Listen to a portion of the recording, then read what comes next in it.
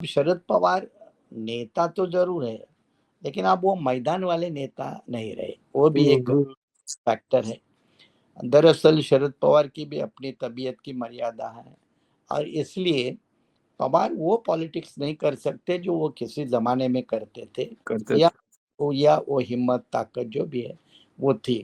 BJP के हाथ में जो भी आजकल महाराष्ट्र में लग रहा है या लगा है, उसको लगभग निचोड़ के बीजेपी छोड़ रही है। और निचोड़ने के छोड़ने के बाद वो किसी लायक नहीं रहता, तो इसके बजाय जो भी मंत्री पद है उसमें भुजबल जी गुजारा करेंगे। भुजबल तो नाराज है ही, और नाराज कई बार रह चुके हैं।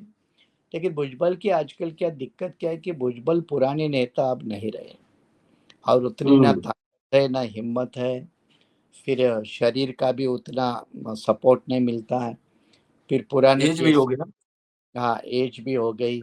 पुराने केसेस को लेकर काफी परेशान रहे। हम्म, और ऐसी हालत में जैसे आपने कहा कि शिवसेना के जो एक समय पे कद्दावर नेता जो रहे, वो अब कद्दावर नहीं रहे। एक्चुअली असल में ये दिक्कत है। छगन भुजबल ने कहा कि मुझे राज्यसभा तो आप भेज सकते हैं, मैं भी जाने को तैयार हूँ, बशर्ते मेरी सीट पर मेरा जो भतीजा है उसको हम्म, यहाँ, जो अभी कोई इलेक्टेड रिप्रेजेंटेटिव नहीं है, एमएलए हम्म, नहीं है, एमएलसी नहीं है, तो उसको मेरे केंद्र में जाने के बाद उसको यहाँ राज्य सरकार में कम से कम राज्य मंत्री का दर्जा तो मिलना चाहिए। भारतीय जनता पार्टी ने जिस लोगों की मदद ली, चाहे वो एकनाथ शिंदे की शिवसेना हो, अजित पवार की राष्ट्रवादी कांग्रेस हो, अब शायद भाजपा को राज्य के पॉलिटिक्स में, पावर पॉलिटिक्स में, मेजॉरिटी पॉलिटिक्स में उनकी ज्यादा जरूरत नहीं लगती है।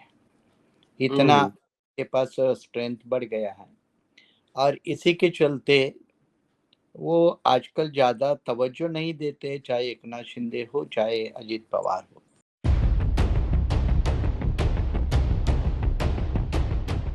महाराष्ट्र देश का एक सबसे बड़ा सूबा। वहां एक नाम है छगन भुजबल। शिवसेना से करियर की शुरुआत हुई, फिर एनसीपी में गए शरद पवार के साथ। शरद पवार जब गुट टूटा तो फिर अजीत पवार गुट के साथ गए और महाराष्ट्र में मंत्री बने। आजकल नाराज चल रहे हैं। राज्यसभा जाना चाहते थे, लेकिन राज्यसभा का टिकट उनको मिला नहीं, इसलिए नाराज चल रहे हैं। तो सियासी उबाल महाराष्ट्र में तो है ही। हमारे साथ एडवोकेट सुरेश माने साहब हैं। आप सब लगातार अम्बेडकर नामा पर सुनते हैं। बहुजन रिपब्लिकन सोशलिस्ट पार्टी के राष्ट्रीय अध्यक्ष हैं और लगातार पॉलिटिक्स के अलावा सोशल कार्यों में भी अ, लगातार बिजी रहते हैं। उनसे आज महाराष्ट्र की पॉलिटिक्स को समझने की कोशिश कर रहे हैं कि आखिर वहाँ चल क्या रहा है। जो शिवसेना के कंधे पर चलकर भाजपा गई, आज भाजपा शिवसेना को एक तरह से निगल चुकी है। स्वागत है सर, जय हिंद। हाँ, जय भीम प्रोफेसर। जैसा आपने अभी महाराष्ट्र का जिक्र किया है, तो वैसे महाराष्ट्र में ये जो विधान परिषद के और कुछ राज्यसभा के चुनाव, जो विधान परिषद तो अभी हाल ही चल रहे में, नॉमिनेशन आज का दिन फाइनल था। जी। कई पार्टियों के कोटे से अपनी अपनी सीटें लगभग तय है, लेकिन महाराष्ट्र की राजनीति अब एक अलग मोड़ पे है, इसलिए क्योंकि अभी भारतीय जनता पार्टी ने जिस लोगों की मदद ली, चाहे वो एकनाथ शिंदे की शिवसेना हो, अजित पवार की राष्ट्रवादी कांग्रेस हो, अब शायद भाजपा को राज्य के पॉलिटिक्स में, पावर पॉलिटिक्स में, मेजॉरिटी पॉलिटिक्स में उनकी ज्यादा जरूरत नहीं लगती है। इतना हम्म, के पास स्ट्रेंथ बढ़ गया है, और इसी के चलते वो आजकल ज्यादा तवज्जो नहीं देते, चाहे एकनाथ शिंदे हो चाहे अजित पवार हो। हम्म, अब हम्म, हम्म, इसी मायने का ये परिणाम अभी आपके हमारे सामने है कि हालांकि एक सीट अजित पवार के खाते पे, जो अजित पवार की मिसेस है, जो राष्ट्रवादी कांग्रेस की अध्यक्ष है, उसके खाली होने के बाद उसके ऊपर एक तो दो तीन मायने हैं इसके।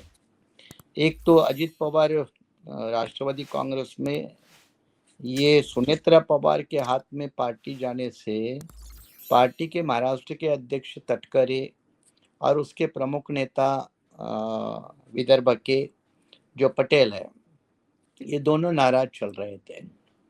ऐसे हालत में क्या हुआ है, एमएलसी के चुनाव में जो तटकरे का बेटा है उसको एमएलसी की सीट दे दी, तो उसको सेटिस्फाई जी, किया।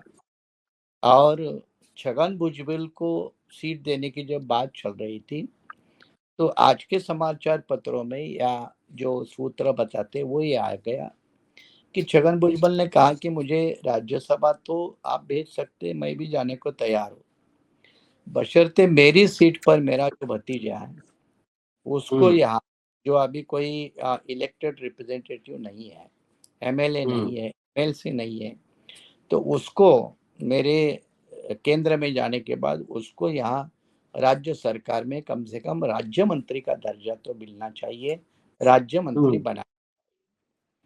अब जो बताया जाता है, जानकारी मिलती है कि इसको लेकर 1-2 घंटा बातें चली और उसमें फिर छगन भुजबल को यह बताया गया कि भाई हम मंत्री तो नहीं दे सकते, क्योंकि जो भतीजा है वो ना इलेक्टेड है, ना एमएलए है, ना एमएलसी है, और जल्दी चुनाव होने की शक्यता नहीं है, और इसलिए उसको मंत्री 6 महीने के अंदर क्वालिफाई करने के लिए जो एमएलसी बनना पड़ता है वो शायद संभावना नहीं होगी। और ये कारण देकर छगन भुजबल को कहा गया कि भाई आपको तो राज्यसभा में भेज सकते, लेकिन आपके भतीजों को हम नहीं बना सकते। तो भुजबल जी की आज एक इंटरव्यू आई, उन्होंने कहा कि अगर दूसरों के हुँ, रिश्तेदार, अगर ये सेंटर में भी रहते हैं, स्टेट में भी रहते हैं, तो उन्होंने उनके ही पार्टी के अध्यक्ष तटकरे, उसकी बेटी स्टेट में मिनिस्टर है, फादर अभी मेंबर ऑफ पार्लियामेंट है, फिर लड़का अभी एमएलसी हो गया, फिर भाई एक हुँ, एमएलसी है, और उन्होंने खुद सुनेत्रा पवार का उदाहरण दिया कि सुनेत्रा पवार अध्यक्ष है, इधर मिनिस्टर है, उनका लड़का जो अजीत पवार का बेटा है वो एमपी है। तो उन्होंने कई परिवार के, प्रफुल्ल पटेल के लोगों को गिना, और उन्होंने कहा कि अगर दूसरे लोगों को एडजस्ट किया जा सकता है तो मुझे क्यों नहीं, मुझे क्यों ठुकराया जा रहा है। तो हुँ, शायद इसको लेकर भुजबल तो नाराज है ही, और नाराज कई बार रह चुके हैं। लेकिन भुजबल की आजकल क्या दिक्कत क्या है कि भुजबल पुराने नेता अब नहीं रहे, और उतनी ना हुँ, ताकत है ना हिम्मत है, फिर शरीर का भी उतना सपोर्ट नहीं मिलता है, फिर पुराने ऐज भी केस, हो गया। हाँ एज भी हो गई, पुराने केसेस को लेकर काफी परेशान रहे। हुँ, और ऐसी हालत में जैसे आपने कहा कि शिवसेना के जो एक समय पे कद्दावर नेता जो रहे, वो अब कद्दावर नहीं रहे, एक्चुअली असल में ये दिक्कत है। बीच में फिर उन्होंने ओबीसी समुदाय को इकट्ठा करने के लिए महात्मा फुले समता परिषद बनाई थी, और उसके लगभग ऑल इंडिया में फंक्शंस करके ओबीसी समुदाय में एक अच्छी जागृति की थी। और हुँ, जब वो अच्छी जागृति की थी तो वो बाद में फिर अचानक रुक गए। अब मुझे लगता है उसका उनका वो भी जो काम है ऑल इंडिया का वो बिल्कुल ठप हो चुका है, पिछले 5-6 साल से बंद है। अब फिर कांग्रेस से शिवसेना से निकले, तो आपको पता है कि जो शरद पवार है उनके पार्टी में चले गए, फिर शरद पवार की पार्टी से फिर अजीत पवार की पार्टी में। तो अब उनकी मजबूरी बन चुकी है कि जिस पार्टी में वो बने रहे, अब कोई नया फ्रंट वो नहीं खोल सकते, नया कोई गेट ओपन नहीं कर सकते। और ऐसी हालत में अब उनकी मजबूरी का फायदा बीजेपी, क्योंकि बीजेपी तो धीरे धीरे जो भी एससी एसटी ओबीसी के बंदे हैं, कैसे भी है प्लस माइनस होगा, लेकिन उनको एलिमिनेट करके उनके चहेते, निगल लेती है, हाँ निगल निगल, लेती है। हाँ निगल लेती है, और उनके चहेते बंदों को प्रमोट करती है।